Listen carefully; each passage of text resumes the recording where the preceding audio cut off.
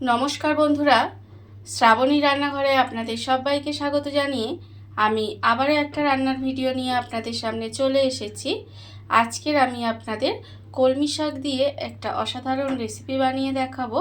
আশা করি আপনাদের ভালো লাগবে। তার জন্য কিন্তু আমার পুরো ভিডিওটা আপনাদের দেখতে হবে।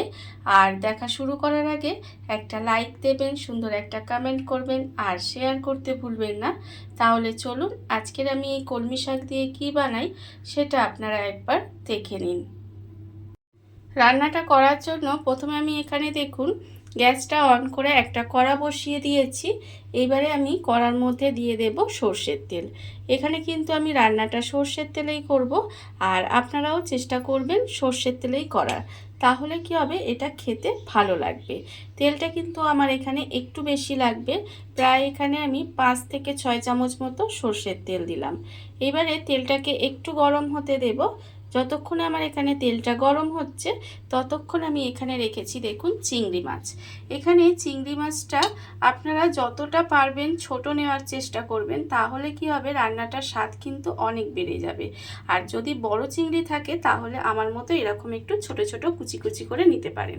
দেখুন আমি কিন্তু এখানে চিংড়ি মাছটা ছোট ছোট করে কুচি করে নিয়েছি। এতে যখন আমি রান্নাটা করব এটা মুখে পড়বে আর এটা কিন্তু খেতে আরও বেশি ভালো লাগবে। দেখুন আমি কিন্তু এখানে মাছের মধ্যে একটু নুন দিয়ে দিলাম আর দেব এখানে অল্প সামান্য একটু হলুদের গুঁড়ো। মাছটার মধ্যে নুন আর হলুদটা প্রথমে মাখিয়ে নিতে হবে। এটা কিন্তু আমি খুব ভালোভাবে মাখিয়ে নেব। আর প্রতিদিনের মতো আপনাদের একটা কথাই বলবো যে প্লিজ আমার ভিডিওটা আপনারা টেনে টেনে দেখবেন না, পুরো ভিডিওটা দেখুন। আশা করি আপনাদের এই রান্নাটা ভালো লাগবে। দেখুন আমি কিন্তু এখানে মাছের মধ্যে খুব ভালোভাবে নুন হলুদটা মাখিয়ে নিলাম। আর অন্যদিকে দেখুন তেলটা যে আমি এখানে গরম করতে দিয়েছিলাম, তেলটাও কিন্তু আমার এখানে গরম হয়ে গেছে। এবারে আমি তেলের মধ্যে যে মাছটায় আমি এখানে নুন হলুদ মাখিয়ে রেখেছিলাম সেই মাছগুলো কিন্তু তেলের মধ্যে দিয়ে দেব।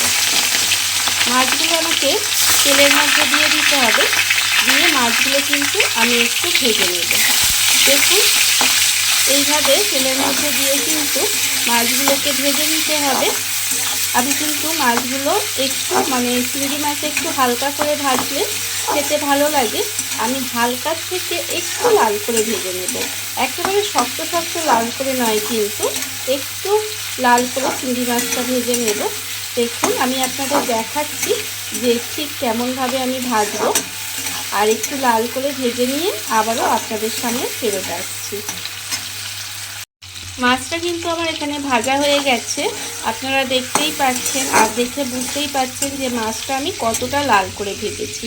দেখুন মাছটা কিন্তু খুব বেশি লাল করেও ভাজিনি, আবার একদম যে হালকা করে ভেজেছি তাও কিন্তু ভাজিনি। দেখুন এইভাবে একটু ভেজে নিয়েছি। মাছটা আমার এখানে ভাজা হয়ে গেছে। এইবারে মাছটাকে আমি আলাদা করে তুলে রেখে দেবো।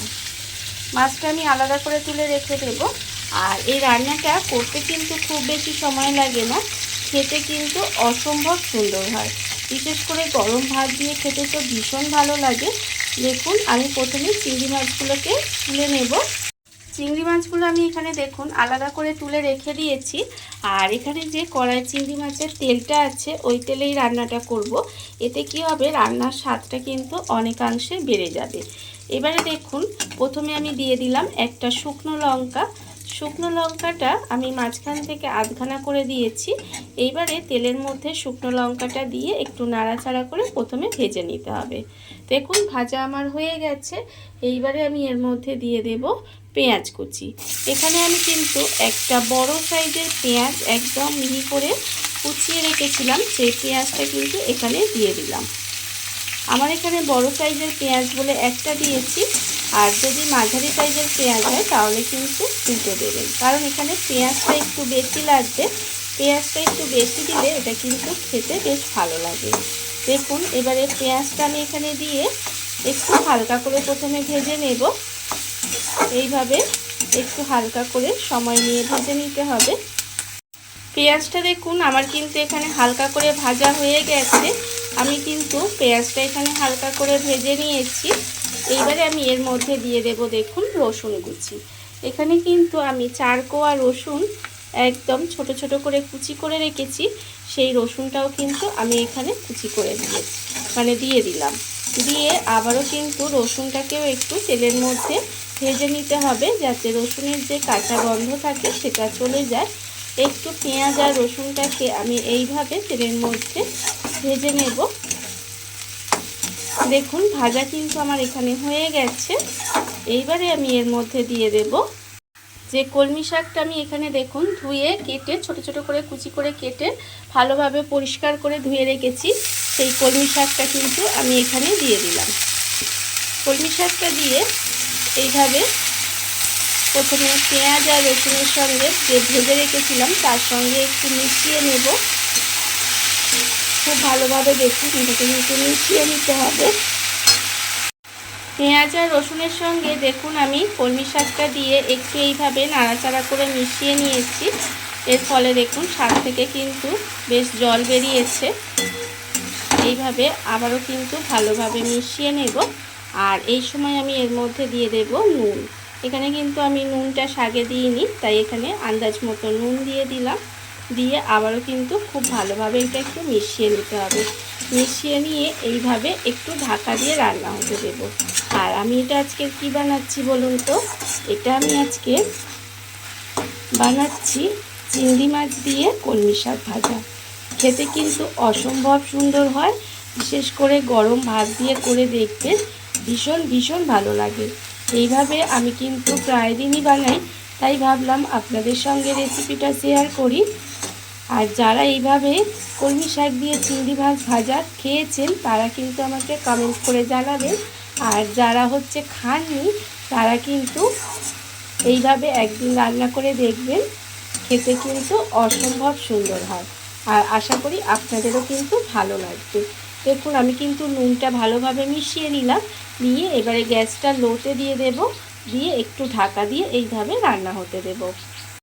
গ্যাসটা লোতে দিয়ে দেখুন আমি কিন্তু একটু সময় এইভাবে ঢাকা দিয়ে রান্না হতে দিয়েছিলাম।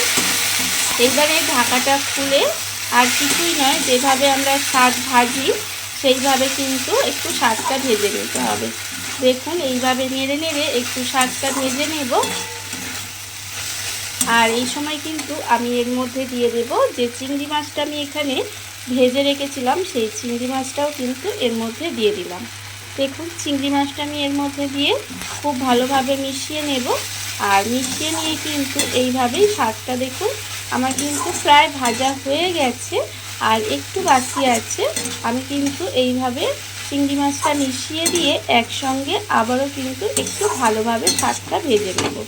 যতক্ষণ না শাকটা ভাজা হচ্ছে ততক্ষণ কিন্তু এইভাবে একটু নেড়ে নেড়ে আমাকে শাকটা ভাজা ভাজা করে নিতে হবে। দেখুন আপনারা চিংড়ি মাছটা দিয়ে কিন্তু আমি শাকটা এইভাবে ভালোভাবে নেড়ে নেড়ে ভাজা ভাজা মতো করে নিয়েছি। আপনারা দেখতেই পাচ্ছেন আমার কিন্তু শাকটা ভাজা হয়ে গেছে। এইবারে আমি এখানে দেখুন দিয়ে দেব দুটো কাঁচা লঙ্কা চিড়ে আমি এখানে রেখেছিলাম, সেই চেরা কাঁচা লঙ্কা দুটো আমি এখানে দিয়ে দিলাম। দিয়ে আবারও এইভাবে একটু 1 মিনিট মতো রান্না করে নেব। রান্না করে নিলেই কিন্তু আমার এখানে রান্নাটা রেডি হয়ে যাবে। দেখুন আমি এখানে 1 মিনিট মতো রান্না করে নেব। দেখুন রান্নাটা কিন্তু আমার এখানে হয়ে গেছে। এইবারে আমি গ্যাসটাকে অফ করে দেব। আর আপনাদের আবারও বলছি এইভাবে একদিন বানিয়ে দেখবেন, খেতে কিন্তু ভীষণ সুন্দর হয়। আমার রান্না এখানে রেডি হয়ে গেছে। এইবারে আমি আপনাদের পরিবেশন করে দেখাবো ঠিক কেমন হলো।